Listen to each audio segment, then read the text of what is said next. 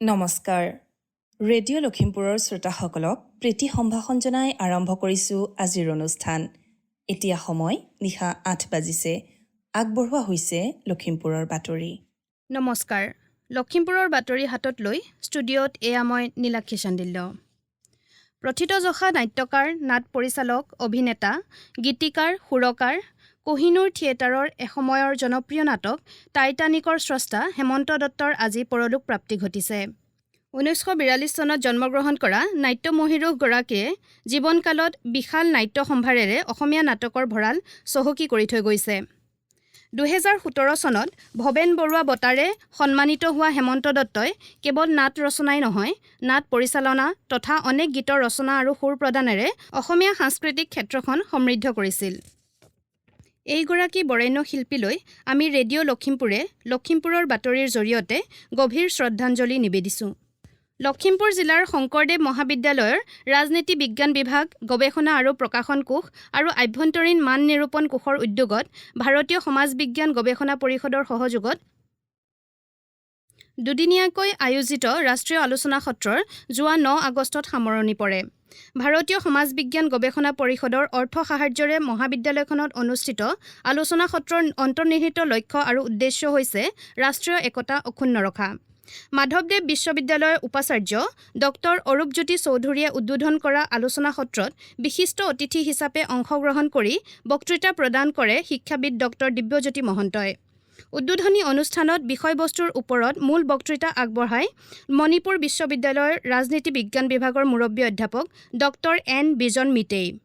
পৰৱৰ্তী সময়ত অনুষ্ঠিত কাৰ্যকৰী বৈঠকত সঞ্চালক আৰু সমল ব্যক্তি হিচাপে অংশগ্ৰহণ কৰে লখিমপুৰ ওম প্ৰকাশ দিনদীয়া মহাবিদ্যালয়ৰ অধ্যক্ষ ডক্টৰ সুৰেশ দত্তই।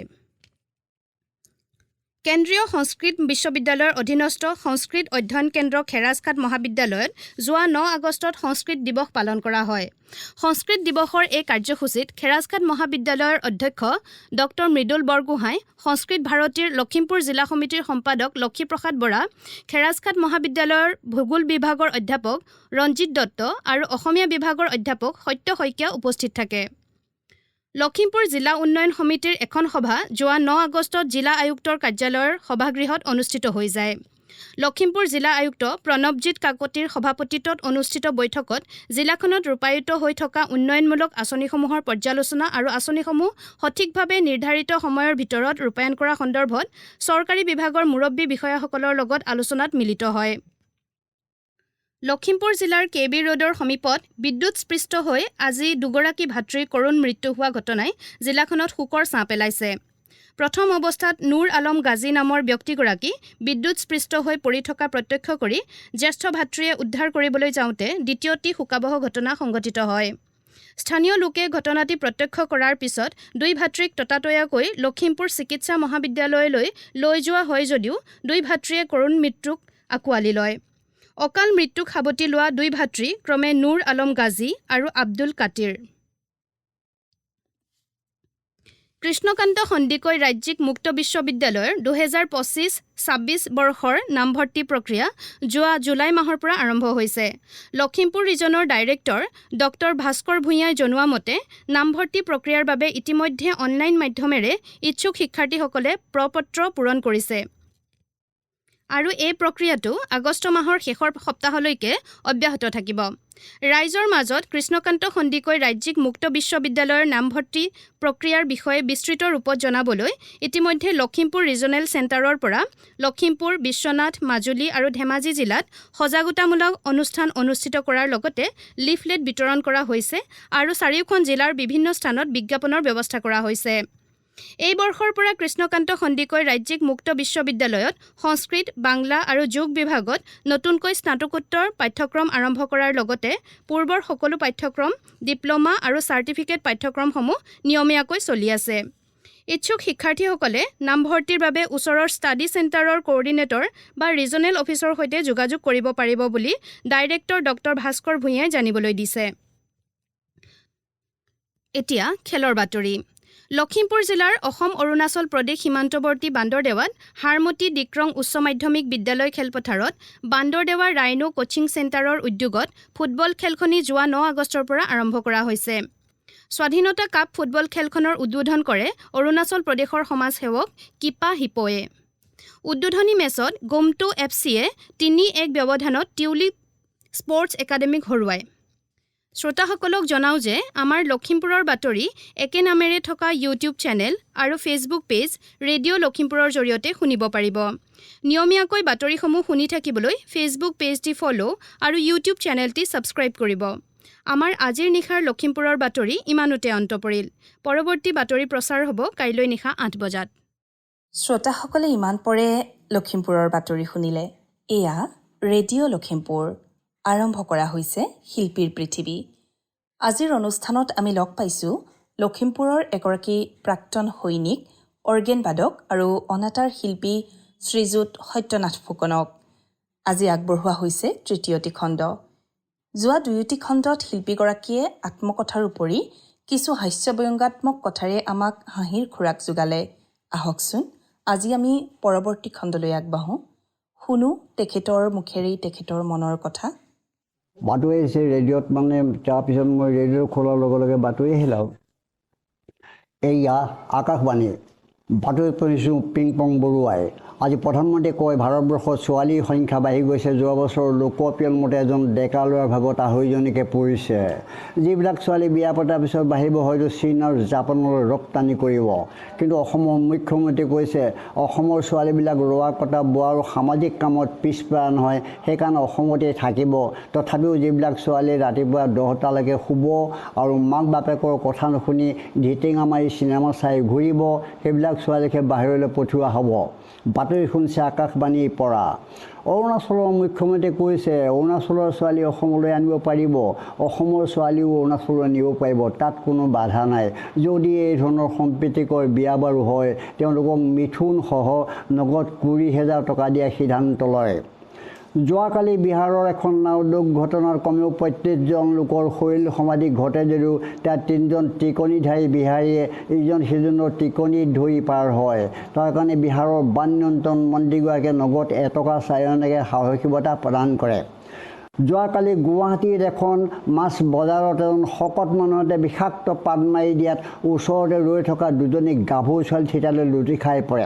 তেওঁলোকক লৰালৰিকৈ ওচৰৰ পশু চিকিৎসালয়ত ভৰ্তি কৰোৱা হয় যদিও চিকিৎসকৰ অভাৱত এগৰাকী নাৰ্ছে কয় যিজন মানুহে বিষাক্ত পাত মাৰিছিল তেওঁ বাৰ্ড ফ্লু হোৱাৰ মঙহ খাইছিল, পিছলৈ তেওঁ স্বাইন ফ্লু হোৱাৰ সম্ভাৱনা আছে। বতৰ বিজ্ঞাপন কেন্দ্ৰই জনাইছে অহা 24 ঘণ্টাৰ ভিতৰত অসম, মেঘালয়, অৰুণাচল, ত্ৰিপুৰা, বিশেষকৈ উজনি অসমৰ তিনিচুকীয়া, ডিব্ৰুগড়, ধেমাজি, উত্তৰ লখিমপুৰ আৰু মাজুলী অঞ্চলতো খিমখিমীয়া গাজনি ঢেৰেকনি বৰষুণ হোৱাৰ সম্ভাৱনা আছে। যদি বৰষুণ হয় তেতিয়াহ'লে ভিতৰুৱা ৰাস্তা পদূলিবোৰ পেৰেকাপেক বোকা হ'ব, বুঢ়া বুঢ়ীবোৰ লুটি খাই পৰিব, ডেকা গাভৰুবোৰ জাপ মাৰি খাইব আৰু সৰু সৰু ল'ৰা ছোৱালীবোৰ বেঙে ধৰি খাব। বাতৰি কৰা শেষ হ'ল। ডক্টৰ ভূপেন হাজৰিকাৰ মই শিষ্য হয়। তেওঁ মানে মই নিজৰা পাৰত বাসভৱন মই গুৰু মানিছিলোঁ আৰু তেখেতক স্মৰণ কৰিয়ে মই তেখেতৰ গীত গাওঁ। বহুতো অনুষ্ঠানত মই গাই আহিছোঁ এই ভূপেন্দ্ৰ সংগীত। এতিয়া প্ৰথমতে মানে মই এজন প্ৰাক্তন সৈনিক, সেইকাৰণে সৈনিকৰ গীত এটা গাই মানে মই ভাল পাওঁ আৰু সেইটো গীত মানে বহুতক গাইছোঁৱে। যেতিয়া আমাৰ চীন ভাৰতৰ যুদ্ধ লাগিছিলে 1962 চনত, তেতিয়া বহুতো ভাৰতৰ জোৱানে মানে দেশৰ কাৰণে শ্বহীদ হৈ গৈছিলে।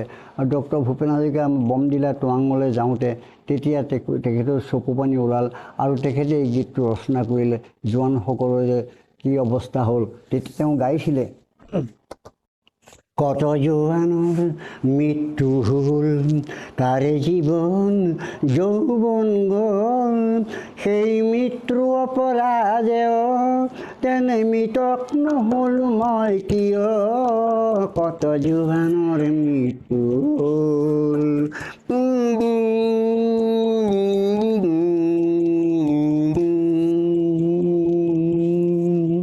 হেনো হিমালয় ভাৰতৰ পোহৰি, তাহানি শুনিছিলোঁ কাহিনী, পিছে মৃত জোৱান সবে চিঞৰিছে লাগে হেনো চিৰ জাগ্ৰত এটি বাহিনী আজি কামেং সীমান্ত দেখিলোঁ দেখি শত্ৰুৰ পশুত্ৰ চিনিলোঁ আৰু মৃতৰ মৌন শত জোৱানলৈ মোৰ অশ্ৰু অঞ্জলি যাচিলোঁ কত জোৱানৰ মৃত্যু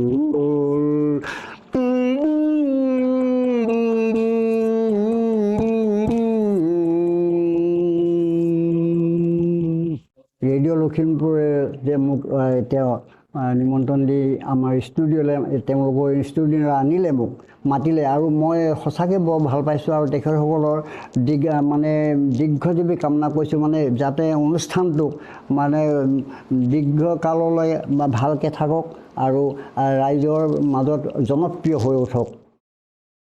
শ্ৰোতাসকলে ইমান পৰে শিল্পীৰ পৃথিৱী শিতানত সত্যনাথ ফুকনৰ সৈতে হোৱা সাক্ষাৎকাৰৰ তৃতীয়টি খণ্ড শুনিলে।